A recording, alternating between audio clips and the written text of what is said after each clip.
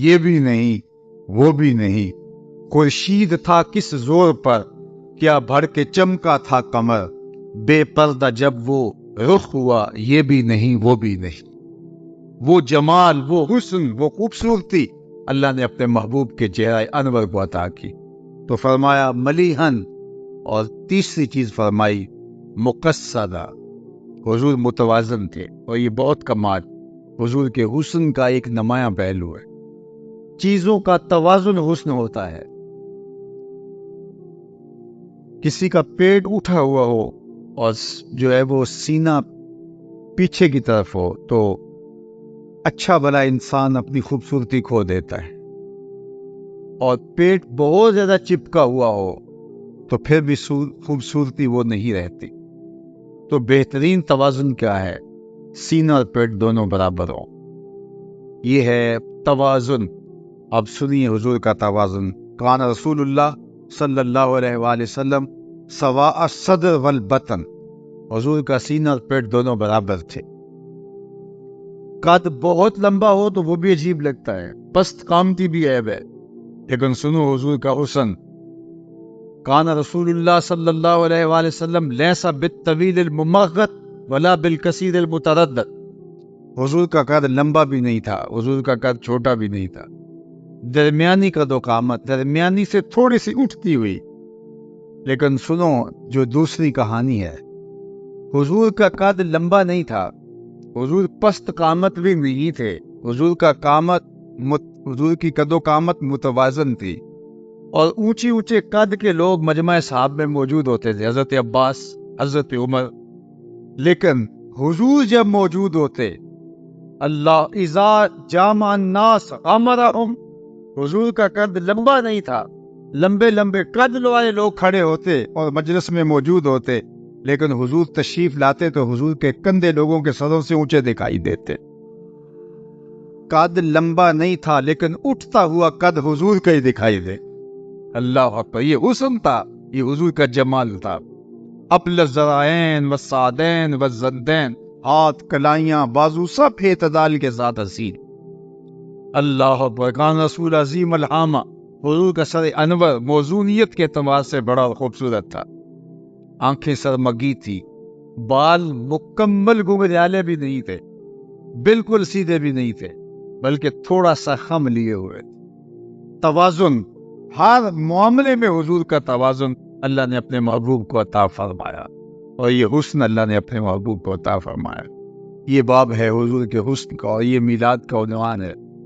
ایک حدیث آپ کے سامنے رکھی اور مضمون اگر اسی پر آگے لے کر کے جائیں تو یہ عنوان ہی ایسا ہے کہ انسان کی حیرتوں کی انتہا جو ہے وہ یہاں ہے کہ میں کیا کہوں اس حسن مجسم کے بارے میں۔ اعظم چشتی نے قلم توڑ دیا کہ سمجھا نہیں ہنوز میرا عشق بے ثبات، سمجھا نہیں ہنوز میرا عشق بے ثبات، تو کائنات حسن ہے یا حسن کائن۔ شعر کا حسن دیکھیے، حضور کا ذکر آیا تو شعر میں حسن آ گیا، تو ذرا شعر کا حسن اور جمال دیکھیے۔ سمجھا نہیں ہنوز میرا عشق بے ثبات، کہا کہ میرا عشق بے ثبات ہے، تیرا حسن فراواں ہے۔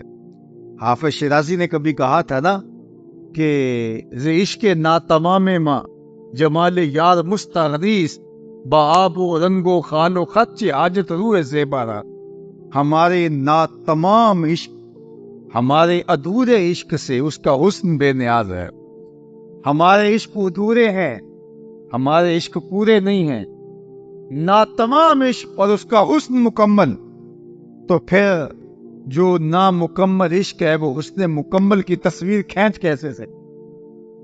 کوئی ایسی دور بھی ایجاد نہیں ہوئی جو اس کو احاطے میں لے آئے، کوئی ایسا کیمرہ ایجاد نہیں ہوا جو اس حسن کو جو ہے وہ کیپچر کر سکے، اس لیے کہ ہمارے کیمرے نامکمل ہے، وہ حسن فراواں ہے، اس چکا چوند کو ہمارے تخیل کے کیمرے کبھی بھی جو ہے عکس بند نہیں کر سکتے۔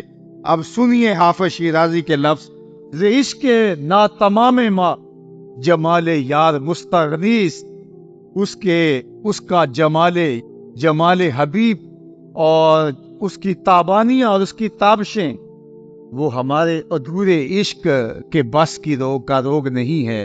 اللہ اکبر. بآبو خالو خط حاجت روئے زیبارا.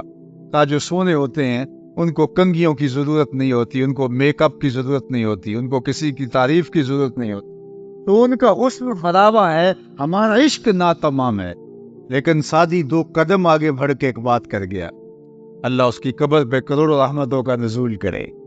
سعدی کہتا ہے نہ حسن شغایت دارت نہ سعدی را سخن پایا. کسی نے تو بے بسی کا اظہار کر دیا، میرا عشق ناتمام ہے لہٰذا میں آگے بڑھ نہیں سکتا، میں یہی سے واپس آ رہا ہوں.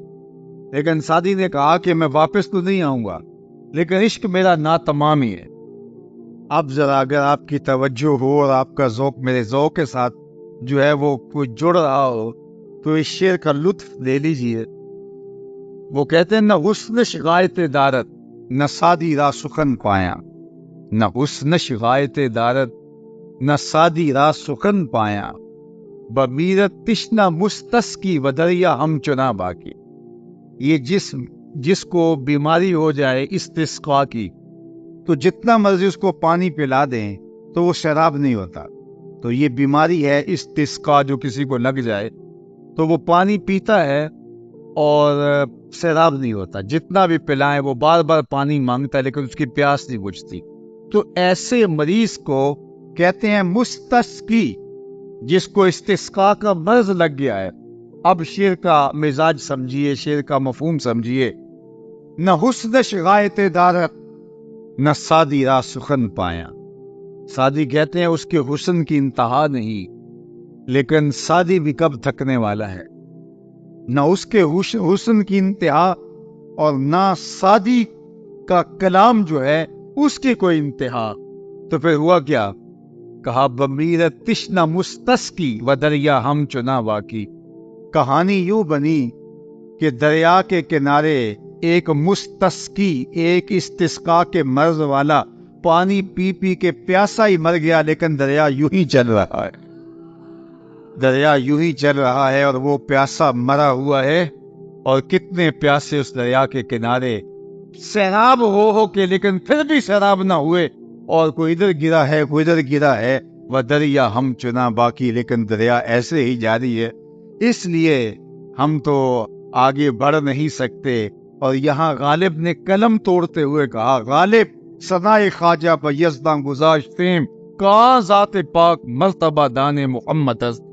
غالب جب ہمارے بس کا روگ نہیں ہے تو ہم کیوں بات کریں، وہ جانے اس کا کام جانے. لا یمکن الثناء کما کان حقہ بعد از خدا بزرگ توئی قصہ مختصر اسی کی ظہوری نالے ساڈا کی بیان ہے. او دیاں تے خوبیاں دا نات خاں قرآن ہے. صورتاں سپارے رنگ نبی دے جمال دا لب کے لے آواں کتوں سونا تیرے. جو مرضی کرتے پھر بے بسی کا اظہار ہے. نہ حسن شغایت دارت نہ سعدی را سخن پایا. بمیرت تشنا مستسقی و دریا ہم چنا باقی. اس لیے ہم یہاں بے بس ہیں. اب یہ عنوان کہ ان کے حسن فراواں کی کشش اور چمک آج بھی زمانہ اس سے روشنی اور آج بھی اجالا اور نور لے رہا ہے. کائنات کے اندر یہ جتنے بھی اجالے آج بھی موجود ہیں یہ حسن محمد کی زکوٰۃ ہے، یہ ان کے حسن کی خیرات ہے. اور وہ حسن آج بھی بڑھ رہا ہے اور اس کے فیض و برکات آج بھی جو ہے وہ عالم کو نصیب ہو رہے ہیں. دوسری بات حضور کے خصائل، یہ عنوان ہے. اب وقت کے دامن میں اتنی گنجائش تھی کہ میں عنوان کا مضمون چھیڑوں، لیکن 5 جملے سن لیجئے تشریح کے بغیر جو حضور کی سیرت کا سرنامہ ہے. اور یہ بخاری شریف اور باقی کتب تواریخ اور سیر کے اندر موجود ہے.